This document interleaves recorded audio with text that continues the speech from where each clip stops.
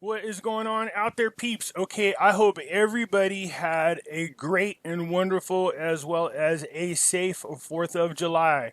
I got to be honest, it was nice to see a lot of people celebrating on TV. Of course, where I live, you're not allowed to shoot off fireworks because it's a fire hazard. So it was nice to see a lot of people were doing these live streaming events. I love to see it. I love to see the families all out there. I love there's one person posted a video of their entire street in their neighborhood.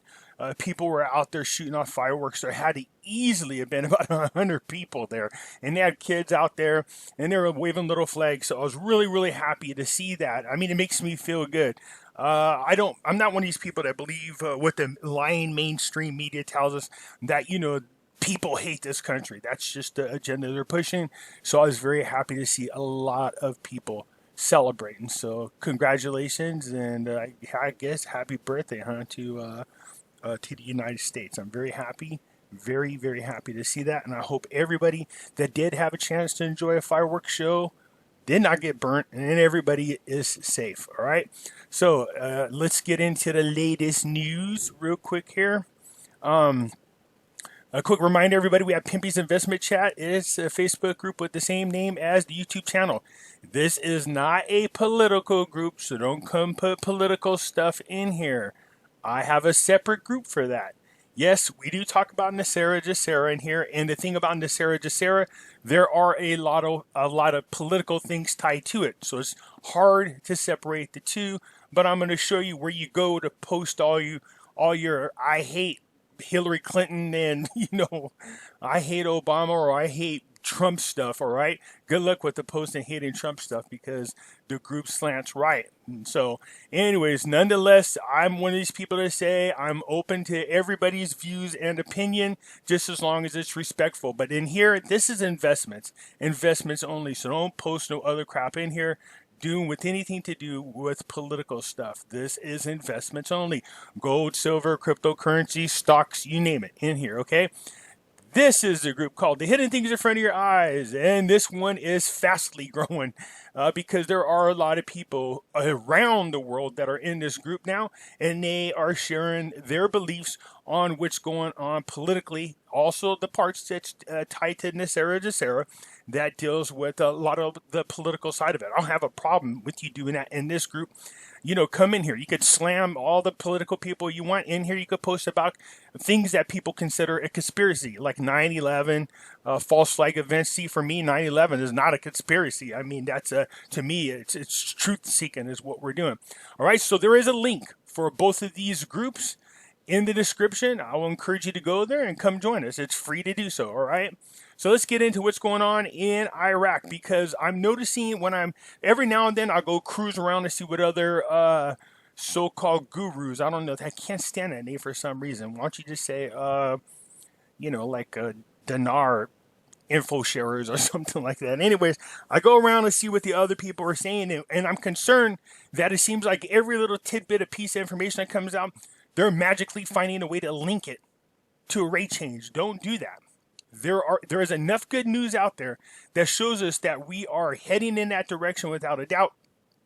But don't make every little piece of news that comes out. I believe one of these people said that during Trump's Mount Rushmore or Trump's 4th of July speech, he was going to tell everybody about Nasera Jacera, or he's going to tell everybody about the rate change, and I was like, no, don't. Those are not the events that they do these types of things at. All right, that wouldn't be the event. And I guarantee now, those people who said, they're going to say, well, the deep state came along and stopped them, or, they're going to make some excuse. That's why I don't get into people who make those types of, predictions. To me, those are times to celebrate what's going on in our country.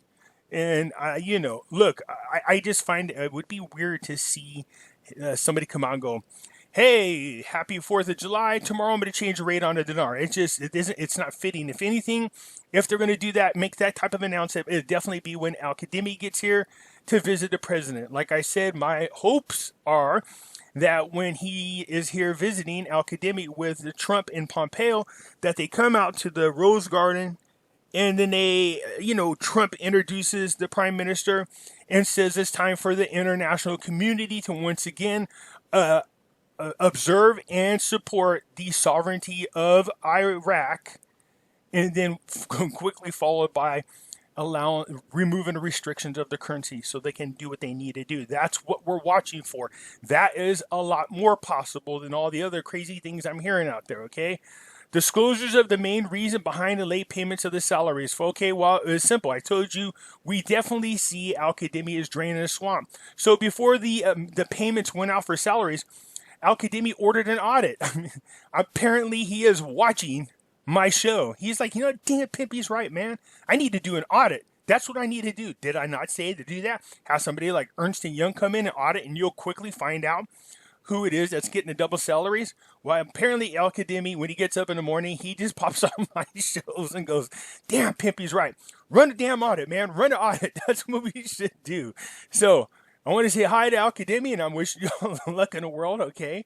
So look at the Prime Minister Al-Kadhimi directed the departments concerned with the urgent audit of the salary files and all the ministries and governments, institutions in Iraq to reveal who's receiving more than one salary, because that's what Pimpy told him to do. Okay, I just added that part in there. But nonetheless, yeah, he pointed out scrutiny of the list that contains huge numbers of names require time, not less than that. And this is the reason for delaying payments of salaries over the past days, as it should be. This is the time to start cleaning up everything. We're seeing a lot of the drain the swamp in Iraq. You seen an article that said over the next 90 days, over 1,000 senior positions are going to be changed out. Getting rid of that Iranian influence, getting rid of that corruption. We know the feeling. We're doing it here in the United States. Anyways, he added, the audit campaign reveals thousands of names that receive more than one salary. Okay, and okay, that's just ridiculous. The fact that it ever got this out of hand. They need to be perp walking and prosecuting these people to the highest level possible. That's like taken out of the mouths of other citizens, especially if these people are government officials. You need to start making, just like here in the United States, we need to start making examples of these people by prosecuting all these corruption, all these people with nefarious agendas. They need to be prosecuted to the fullest extent of the law to discourage this crap from ever happening again. Okay, so yeah, it's so the audit campaign reveals thousands of names that receive more than a salary from Iraq state, stressing that what Prime Minister Al-Kadhimi has done in the context is an important step towards economical reform and the creation of a framework for justice and equality amongst all Iraqis. Man, I knew this guy was going to be a good one. If something told me the way the president set this up, he knew Al-Kadhimi would be his guy. This is why he made him the third choice. All right, so looking good. The audit process has not ended. It is continuing around the clock, and there are exceptions. Is that right? Or expectations that thousands of names will receive more than one salary in the government institutes. What he should be putting out there is an announcement of the type of punishment they would receive if they didn't come clean, and that the worst case scenario is they will be fired. But if they come clean, the worst case scenario is, look, we'll just terminate you and give you a fine if you come clean. If we catch you and you didn't come clean, then you get an automatic 10 years in prison. That's what I would do. And you'd be surprised how many people would be stepping forward real quick.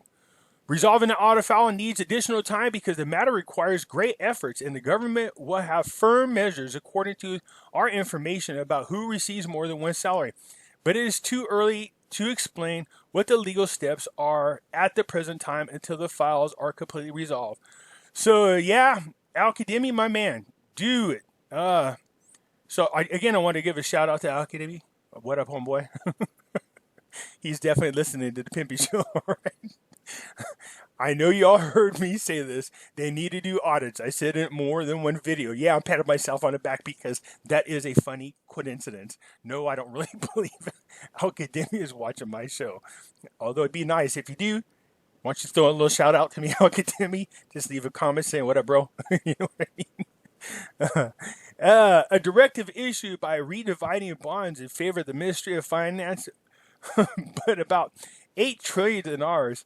Okay, I'm not sure what that's supposed to mean. But look, okay, so this was the purpose of the delay. Al-Kademi was listening to my show and he decided to listen and go, hey, I agree. Let's do an audit and let's make sure that we nail all of those people getting more than one salary. This is a great move. Again, another huge step in draining the Iraqi swamp. So the bank begins distributing salaries of retirees for the month of July. All right. Oh, dang. So we already got June done with. We're getting ready to get July done. They're definitely crack-a-lacking, that's for sure. Okay, so the bank announced on Sunday that it began distributing the salaries to civil and military retirees for the month of July. Okay, good. So that's what we want to hear. That's what we want to see happening. Okay, I can say this word when I'm off air, but as soon as I'm on a video, I go to say it. For some reason, my brain purposely meshes it up. Peshmerga announces, there I got it out, announces agreement with Iraq Defense to establish 4 security coordination centers, one of them in Kirkuk. Okay, so it looks like the Kurds in Iraq are getting together. This is good. This is what we're looking for. All right. Secretary General of the Peshmerga Ministry, Yawar, revealed the most important thing agreed upon in the last meeting held in Baghdad last week and gathered a delegation from his ministry with representatives from the Iraqi Ministry of Defense. Yawar said in a televised interview, it was agreed to establish 4 joint coordinating centers in the Constitution Article 140 areas for the disputed areas of Kirkuk and Mosul, and I don't know how to pronounce some of them, so my bad. Anyways, there's the 4 areas right here that they're talking about. I know one of the articles they were talking about working together to secure the borders, the border crossings. So that would be good. I like to see them work together. That'd be awesome. He pointed out that we had successful experiences before the ISIS invasion of Mosul through joint coordination centers in the same 4 locations. We had patrols, joint security, work, and joint operations, and we were able to fully control these areas, and no terrorist attacks occurred for many years, especially after the withdrawal of the American forces in 2011. So it looks like they're trying to restore that same synergy, get it going again, and have the same types of results. I have faith that they'll be able to handle what little's left of ISIS. You know what I mean? So this article goes on to explain what they're going to be doing in the joint forces. As usual, I'll leave a link to these articles so you can go see for themselves. I'm just trying to sum it up best way in here because you don't need me to sit here and regurgitate all of this. I just gave you the gist of it, all right? So there, right here, as you can see, the meeting ended with an agreement to hold a series of other high-level meetings in order to start a new practical relations for distributions of securities sectors through coordination between the centers and regions, filling security voids, pursuing ISIS elements and preventing infiltration, and agreeing to open joint centers between Peshmerga officers and the rest of the security forces to unify visions to pursue remnants of terrorists. There we go. We got it out. Ooh, you see money, don't you get excited? But what I did notice something about this little, and I know it's just a picture, but even so, do you guys see the small notes? Look at that. Uh-huh. Yep, I see them too. Small notes. Yeah. Where are they? When they coming out? When are we going to get them? Go ahead, cut these little bad boys loose. Look at, there's the 50s, there's the 10s. Yep, small notes. We want them out. Yep. The capital of banks operating in Iraq exceed 15 trillion dinars. I think I got that in my back pocket. The Association of Iraq Private Bank revealed on Sunday, July the 5th, the size of the Iraq banking sector as the capital of banks operating inside the country reached more than 15 trillion dinars. An executive director of the Association of Iraqis Private Banks, Tariq, said that the Association of Banks provided all financial media and research with financial information for the banking sector that explains the size and impact on Iraq during the year 2019, noting that the data prepared by the central banks indicates an increase in the capital of bank sector from more than 15 trillion dinars. I find it interesting, maybe I haven't seen a more recent article, but I find it interesting that less than 9% of the people in Iraq have a banking account. That number might have changed since then because they have no faith in their banking system. They think it's corrupt. How they can be moving around such large amounts of money, or actually, if you think about it, it's not really all that large if you see it in hindsight for what it is. That's true value versus the US dollar. But another reason to go ahead and change the Iraqi dinar rate so that this could be definitely much more manageable. So the banking sector has witnessed a great development during the past years and was able to increase the volume of lending, good, and deposits in the bank, good, which will positively affect the Iraqi economy, great, especially after the central bank reduced interest on small and medium enterprises, even better. Okay, so anyways, again, go ahead and read down here. You can see the amounts that the Iraqi banks are working with. We want people to take out loans if they're going to create businesses. That's what we want. I almost said businesses. Okay, so anyways, if they're going to create businesses, let's get it going, man. That's what we want to see. Of course, what that does, it makes a stronger economy. You see loans out there, it generates. Don't forget, most monetary systems are effective based on debt. Well, now who do we have here? Our favorite little person. There she is. Hakeem briefs Blackheart about his new alliance and its role in the coming stage. Anytime we see this woman around, you got to get excited because you're hoping whatever she's hearing is news that tickles her fancy because she is the big kahuna. She is the Iraq's representative for the United Nations, and she gives these weekly reports to the United Nations. All right, not that I'm a fan of the United Nations, but what we're looking for is an international consensus that Iraq does indeed deserve to get back their sovereignty. All right, the leaders of this movement, Akeem, today, Sunday, received the United Nations representative in Iraq, Ms. Blackheart, and briefed her on the role of the Iraq coalition in supporting the path of the state. We discussed during our reception the representatives of the Secretary General of the United Nations in Baghdad, Ms. Blackheart, the development of the political scene in Iraq and the region, and the health crisis facing the world. So she's got to be happy, dude. I've seen so many great things. As soon as Al-Qadimi, a lot of action, a lot of things that needed to be done. Doing something about the corruptions, doing something about. I see many articles where he is definitely putting a lot of money investing into their agriculture and protecting it, which is really big there, as well as other private sectors, which is really important. This will help develop the country of Iraq. I keep telling you that Iraq is the country that you want to invest into short-term and long-term as well. We were stressed the need to intensify efforts to confront the Rona and address the economical realities imposed by the declining oil prices. And we demonstrated the importance of diversifying sources of income and activating the tourism, agriculture, and industrial sectors. Man, I really do want to go there and visit, but I keep telling you, this is, and I mean this, I don't want to go there and have to worry about being swept up and having my head lopped off. It's just, I want to go see that place, but of course, the common fears are there, okay? So, anyways, in conjunction with her inauguration, Patriot fended off a missile attack on the U.S. Embassy in Baghdad. Really? Is that right? The Patriot system foiled at dawn today. Foiled a missile attack, I'm guessing what they're trying to say, that attempted to target the U.S. Embassy in a heavy fortified green zone in the center of the capital of Baghdad.